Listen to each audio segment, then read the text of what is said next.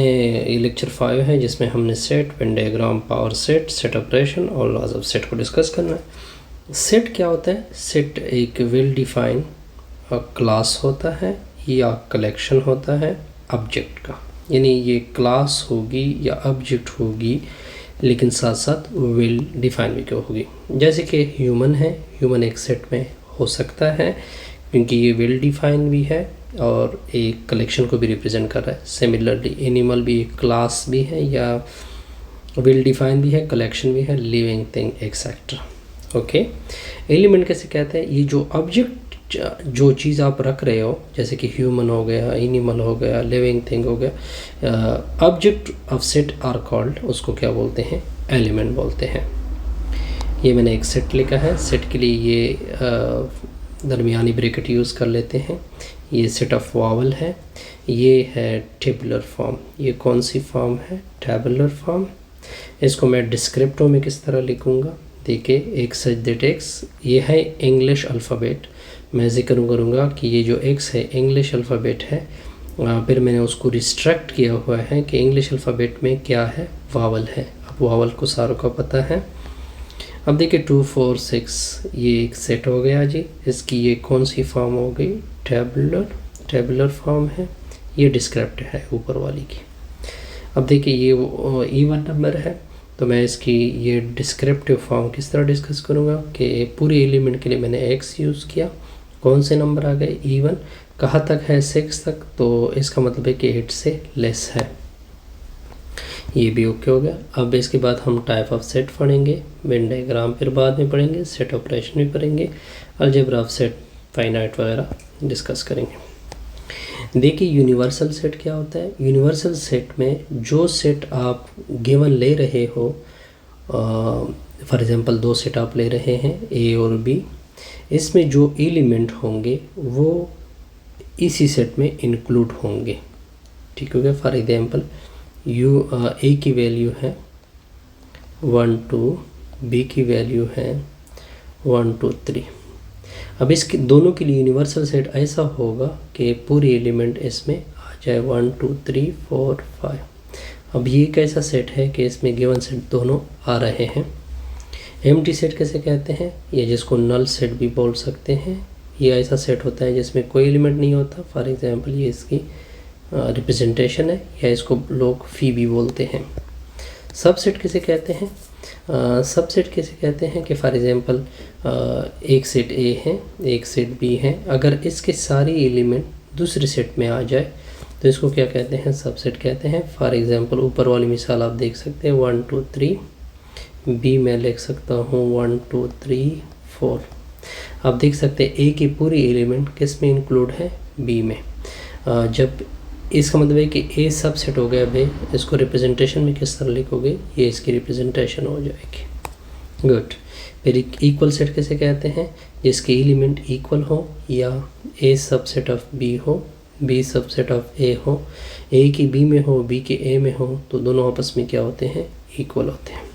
Singleton set कैसे कहते हैं? जिसके में सिर्फ एक एलिमेंट हो। फॉर एग्जाम्पल ये जैसे कि 1 हो गया, बी है हमारे पास 2 हो गया, इसके एलिमेंट की तादाद क्या हो? 1 हो।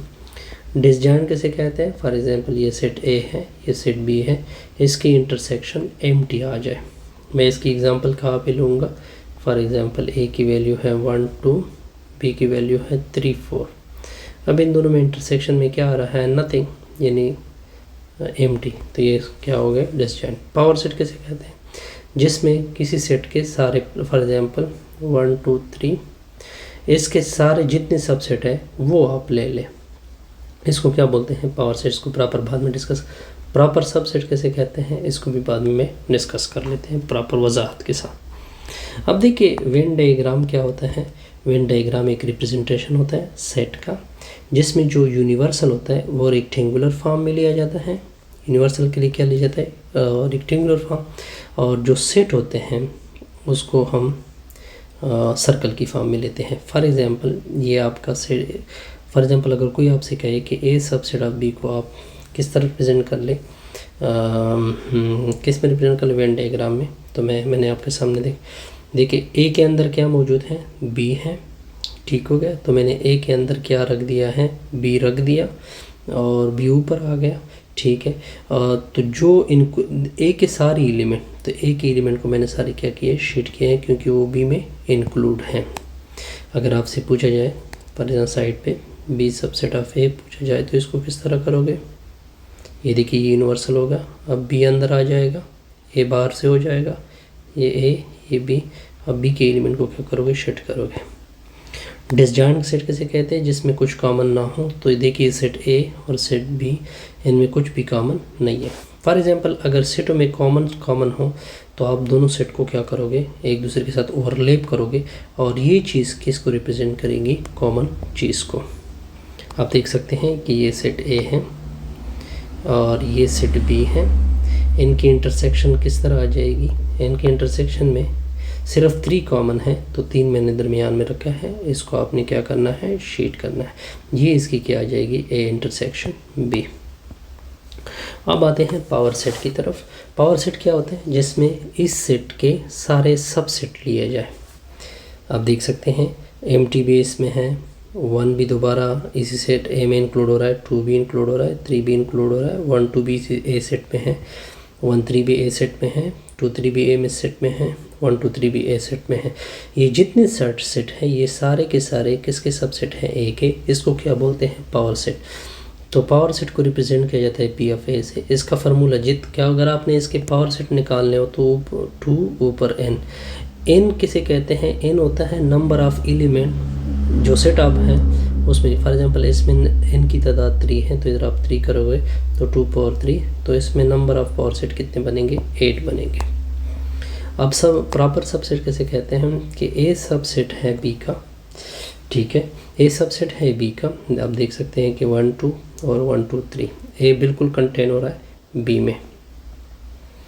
अब देखिए अगर आप इसका एक एलिमेंट देखें, ये ए में नहीं है, तो इसको तो जब ए सबसेट हो बी का एक एलिमेंट ऐसा हो कि वो सेट ए में ना हो, तो इसको प्रॉपर सेट बोलते हैं।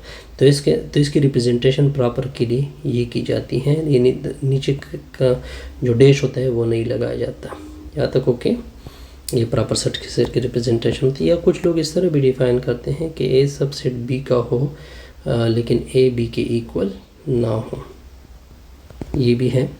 अगर देखिए इसको, ये सेट ए है, ये सेट बी है, ए सबसेट है बी का, तो बी भी ए में कंटेन हो रहा है, तो हम कह सकते हैं कि ए क्या है, इक्वल है। इसके मुताबिक मैं ऑलरेडी डिस्कस कर चुका हूँ।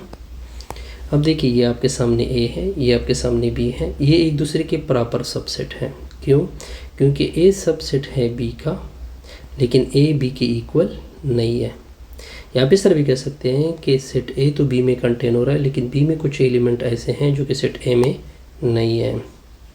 इसके बाद सेट ऑपरेशन है, इसको यूनियन बोलते हैं, ए यूनियन बी, इसको इंटरसेक्शन बोलते हैं, इसको कॉम्प्लीमेंट, इसको ए डिफरेंस बी या बी डिफरेंस ए। ये सबसे इंटरेस्टिंग है सिमेट्रिक डिफरेंस। सिमेट्रिक डिफरेंस की इसकी रिप्रेजेंटेशन इस तरह होती है जिसमें ए माइनस बी, बी माइनस ए की यूनियन की जाती है। इसको क्या बोलते हैं, सिमेट्रिक डिफरेंस। अगर आप इसका डायग्राम बनाना चाहते हैं ए यूनियन बी का, ए यूनियन बी में देखिए ए के भी एलिमेंट होते हैं तो इस वजह से ए की शेड किए, बी के एलिमेंट होते हैं बी की भी शेड करेंगे और कॉमन एलिमेंट भी आ जाते हैं, तो ये किसकी रिप्रेजेंटेशन हो जाएगी, ए यूनियन बी की। अगर आप ए इंटरसेक्शन बी बनाना चाहते हैं तो इसमें कॉमन एलिमेंट इसका ये हिस्सा सिर्फ क्या करोगे, शीट करोगे। ए कॉम्प्लीमेंट क्या होता है, ए कॉम्प्लीमेंट क्या होता है शॉबस, कि जिसमें ए कॉम्प्लीमेंट होता है यू माइनस ए, यानी यूनिवर्सल में जो चीज़ रह जाए। तो इस वजह से मैंने यूनिवर्सल सेट को क्या बाहर क्या किया हुआ है, शीट किया हुआ है। ए माइनस बी का मतलब होता है कि ए में एलिमेंट रह जाए। देखिए बी के एलिमेंट गए हैं और कॉमन गए हैं, सिर्फ किसके एलिमेंट रह जाएंगे, ए माइनस बी में सिर्फ ए के एलिमेंट रह जाएंगे, इस वजह से ए की शीट किए हैं। ए डिफरेंस बी, ए माइनस बी तो ये हिस्सा होता है, बी माइनस ए तो ये हिस्सा होता है। अब इन दोनों की जो रिज़ल्ट होता है उसको सिमेट्रिक डिफरेंस कहते हैं। इसके बाद कुछ लॉज आ रहे हैं, लॉज ऑफ अलजेब्रा आ रहे हैं, set of algebra. A union A, ये आइडेंटिफाइड लॉ है यूनियन में, ये इंटरसेक्शन में आइडेंटिफाइड लॉ है, ये कम्यूटेटिव लॉ ऑफ यूनियन है, ये कम्यूटेटिव लॉ ऑफ इंटरसेक्शन है, ये एसोसिएटिव लॉ ऑफ यूनियन है, ये एसोसिएटिव लॉ ऑफ इंटरसेक्शन है। ठीक है, ये आप ऑलरेडी पढ़ चुके हैं। ये डिस्ट्रीब्यूटिव में भी 2 लॉ है, ये इम्पॉर्टेंट लॉ है वेन डायग्राम, क्या कहते हैं इसको, डी मॉर्गन लॉ। तो A union B whole complement, देखिए इसका राइट साइड सॉल्व करते हैं। देखिए A union B whole complement का मतलब होता है यू में से ए यूनियन बी, ए में से ए यूनियन बी। तो ये ए यूनियन बी तो ये है पूरा, ये है। तो अगर आप देखिए यू में एलिमेंट रह जाएंगे, इस वजह से हम बाहर वाले हिस्से को क्या करेंगे, शेड करेंगे। ए कॉम्प्लीमेंट का मतलब होता है यू माइनस ए। ये कौन सा हिस्सा आ जाएगा, ये यू में आ जाएगा ना, ये कौन सा हिस्सा आ जाएगा, यू में आ जाएगा। अब अगर आप देखें बी कॉम्प्लीमेंट क्या होता है, यू माइनस बी होता है, इसमें भी कौन सा हिस्सा आ जाता है, यू का हिस्सा आ जाता है। तो इसका मतलब है कि अगर इंटरसेक्शन की जाए तो फिर भी दोबारा किसका हिस्सा आ जाएगा, यू का हिस्सा आ जाएगा। इसका मतलब है कि वेन डायग्राम से भी हमने साबित किया कि A union B whole complement equal होता है ए कॉम्प्लीमेंट इंटरसेक्शन का, क्योंकि ये दोनों का रिजल्ट क्या है, आपस में सेम है। इससे हमारी ये वीडियो